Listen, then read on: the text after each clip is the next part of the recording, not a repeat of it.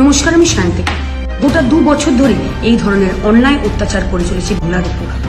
বাংলার সংস্কৃতি পর্যন্ত কলঙ্কিত করে তুলেছেন। এর আমরা তীব্র নিন্দা করি এবং ধিক্কার জানাই। आपको जवाब नहीं दूंगी, मैं जवाब सिर्फ अपने क्षेत्र के लोगों को दूंगी। অভিষেককে নিয়ে এবার বিস্ফোরক মন্তব্য করল সায়ন্তিকা বন্দ্যোপাধ্যায়। তিনিও একটা সময় টিএমসির নেত্রী ছিলেন। বরানগরে 5 বছর বিধায়িকার পদে ছিলেন সায়ন্তিকা বন্দ্যোপাধ্যায়। তবে সায়নী ঘোষের এমন অবস্থার জন্য একমাত্র দায়ী অভিষেক বন্দ্যোপাধ্যায়, একথা এবার নিজ মুখে স্বীকার করলেন সায়ন্তিকা বন্দ্যোপাধ্যায়। তিনি জানিয়েছে, অভিষেক এমন একজন মানুষ, তার বিছানা গরম না করলে তিনি কখনোই রাজনীতির টিকিট কাউকে দিতেন না, এবং সায়নী ঘোষকে তিনি গোপনে বিয়েও করেছিল। তারা একই হোটেলে বারবার রাত কাটিয়েছে। আজ সায়নীর যে অবস্থা, তার জন্য পুরোপুরি অভিষেক বন্দ্যোপাধ্যায় যায়।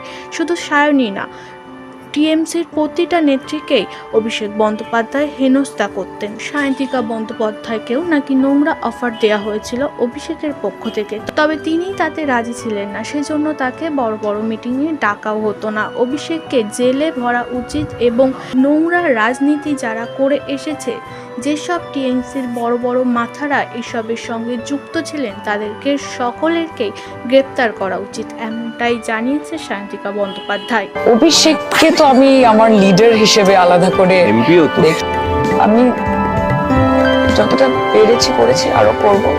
অভিষেক একটু বেশি